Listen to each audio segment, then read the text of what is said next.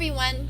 I hope that you are feeling comfortable in the course. In my teaching, I tried to implement lots of different technology, but keep a repetitive pattern to the course so that you will know what to expect. For example, every week you will have a primary source discussion, and then I will rotate back and forth between after the fact discussions and taking sides discussions. I was impressed with your introductions last week. Many of you experimented with new technology when introducing yourself to the class. Thank you for taking a risk and engaging yourself in this course. I was also impressed with the reflections in the primary source forum.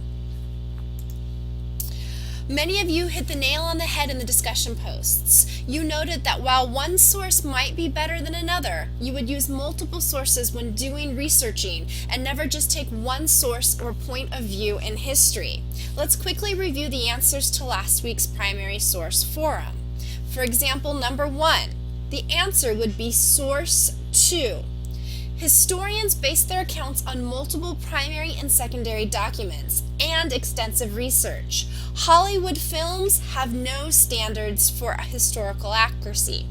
In question 2, it would be source 1. Audience shapes the stories we tell. We can imagine that even in 1930, a former slave would be wary of criticizing slavery to a white government official. That is not to say that source 1 is necessarily accurate. We can imagine that a former slave might exaggerate accounts or possibly not remember details so well. But of the two sources, however, source 1 would probably be the most trustworthy. In question 3, the answer would be source 2.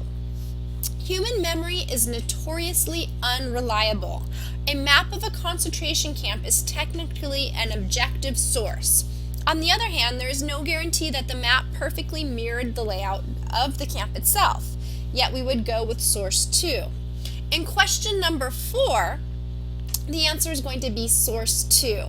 Any government film created in 1942 to explain internment would be propaganda. The declassified evidence in the congressional report makes source 2 more reliable. Question 5, source 1 would be the answer. Sworn testimony is the gold standard of evidence. Although testimony can be corrupted by lying, coercion, and the shakiness of human memory. In this instance, source 1 is more reliable than a public speech by a general whose reputation is on the line.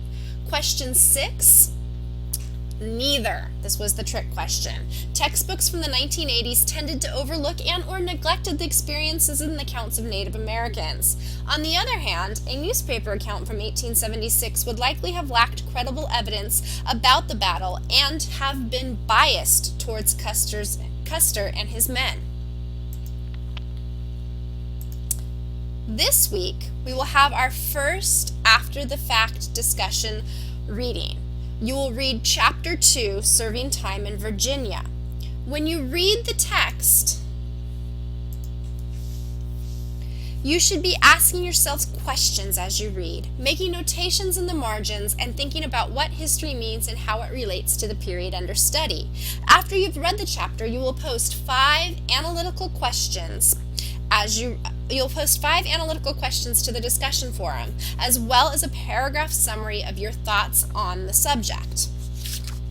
You should have this done by Thursday evening before 11:55. After you have posted your initial thoughts, you should then respond to your classmates' questions and observations in the discussion forum. You should have these 3 posts completed by Sunday before 11:55 p.m.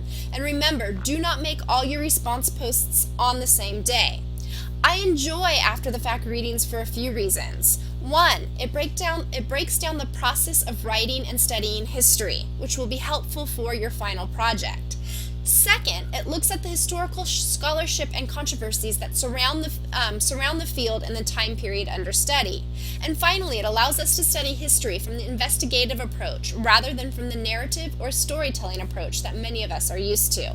While the narrative or stories in history are fun, it does not do justice to what history really is. We will also be having our first Voice Threads discussion this week.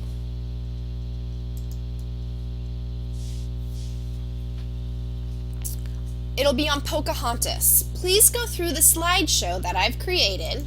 Listen to the audio. Note, though, that when you log in, you might be asked to create a free account. When you create a free account, make sure that you write down your login and password information for future reference. You may comment anywhere on any slide at any time that you would like. However, for credit, you must comment on a Think About It slide.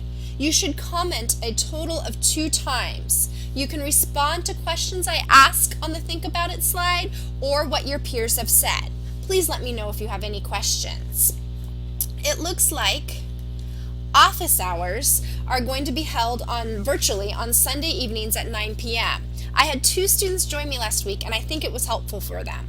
Office hours are optional and you can pop in any time during the hour. To do so, you're going to want to go to cccconfer.org.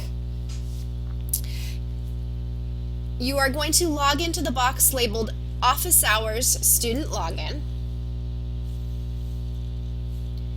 You will find the date and my name on the list of instructors and you'll click the Go button. Once there, you will fill out a form and enter the password 842507. While doing this, you will also call 1-888-886-3551. This will connect you to a free conference line. There you will be prompted to enter the password 842507. Anytime you have a question or want some screen time with me, log on to Office Hours. I am there waiting to help so that you are successful in the course.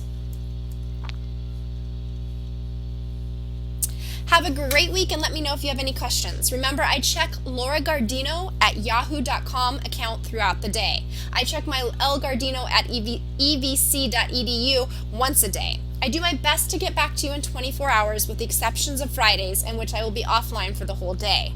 Wait for me to get back to you, but if it's longer than 24 hours, send me another nice email, gently reminding me that you had a question. See you in the forums and have a great week.